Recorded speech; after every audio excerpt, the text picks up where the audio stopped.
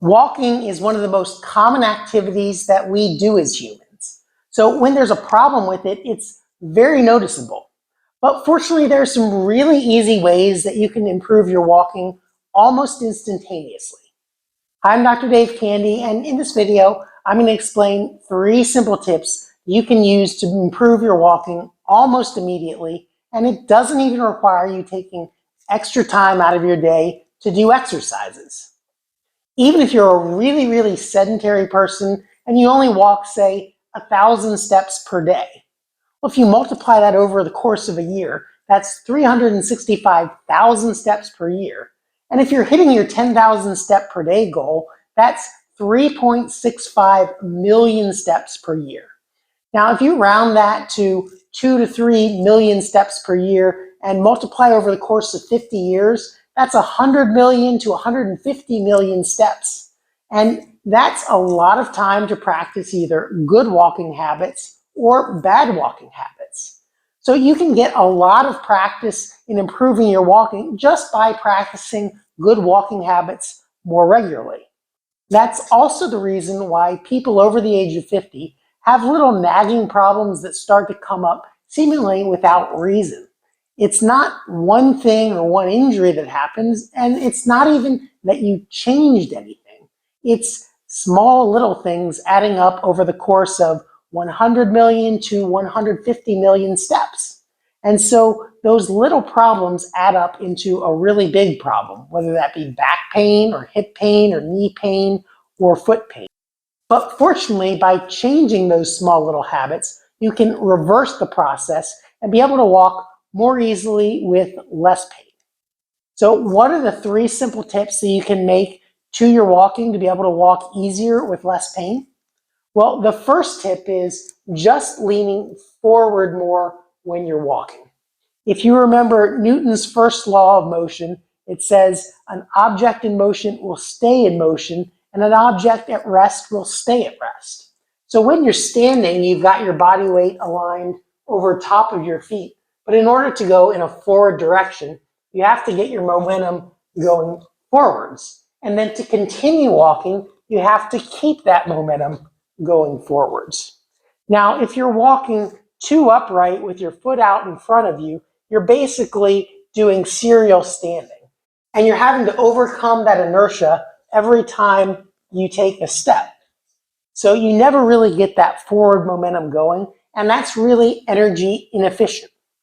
The other advantage to leaning forward when you're walking is that if you have a back problem, for example, degenerative disc disease or spinal stenosis, when you're walking really upright like that, that compresses the joints in your lower back together. It narrows the spaces where the nerve roots come out of your lower back.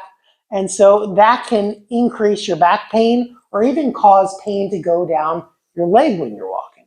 But if you lean forward slightly when you're walking, that opens up the spaces in your lower back where the nerves come out and the spaces between the joints, so you can walk with less back pain. So that's the first tip, is to lean forwards when you're walking. Now the second tip is very much related to that. Once you start to lean forwards, you're going to have to take a step and push off your rear foot in order to get your momentum going in that forwards direction. And so you don't want to pull forwards with your front foot. If you're doing that, not only does it stop your forward momentum, but it causes you to walk too upright. Once you lean forwards, you want to squeeze your glute muscle and push off that. And that's what creates the forward momentum to go on to take the next step.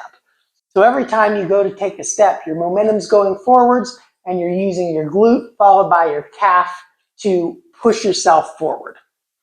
Now, an additional advantage to that is by using your glute muscles, you help keep your pelvis balanced.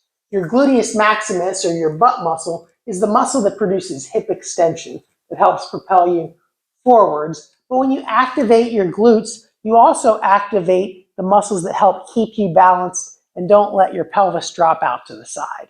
And when your pelvis drops out to the side, that can create hip issues, it can create knee issues, it can create lower back issues. So it helps keep your body in a better alignment when you get your glutes activated to help you push off and maintain your momentum, as well as to help keep you balanced. So that's the second tip, is pushing off using your glutes. Now the third tip has to do with when your foot actually goes to hit the floor.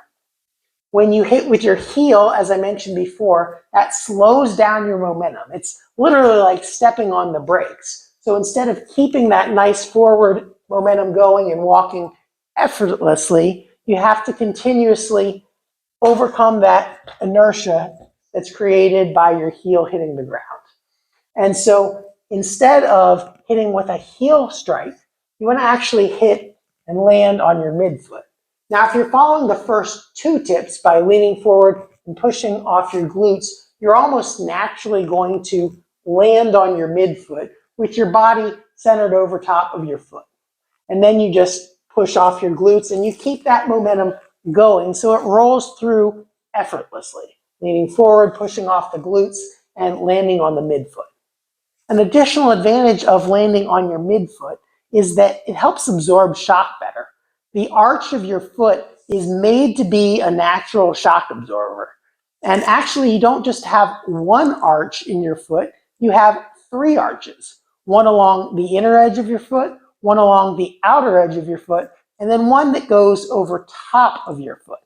And together, those three arches help absorb the pressure when your foot hits the floor, so that that force doesn't get transmitted up through your knee, through your hip, through your back.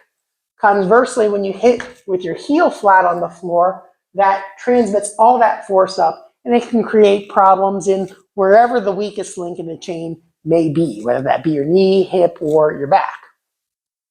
Now, another advantage to hitting with your midfoot and having your arch domed is that that also helps you maintain your balance in the frontal plane, that your knee doesn't cave inwards like that if your arch collapses. So by slightly doming your arch and curling your toes, lifting up like that, not excessively, you don't have to go super far, but just slightly gripping the ground with your foot, that helps you maintain your ankle, knee, and hip in a good alignment. So to see that from a front view, you curl your toes slightly, and that helps your arch not collapse inwards and keeps your ankle, knee, and foot in a good alignment so that when you do go to take a step, you're not caving in and creating knee problems, hip problems, or back problems. So those were the three simple tips that you can use to improve your walking nearly instantaneously. And just to review them, the three tips were: tip number one, lean forward until you have to take a step. Tip number two, push off your glutes. And tip number three, land on your midfoot with your arch domed. And when you string those together over and over and over, you're able to walk effortlessly with less hip pain, knee pain, foot pain, or back pain. So hopefully you found this video helpful. And if you did, give it a like and subscribe to our channel so you can get notified of our future videos. Thanks for watching, and I'll see you in the next video.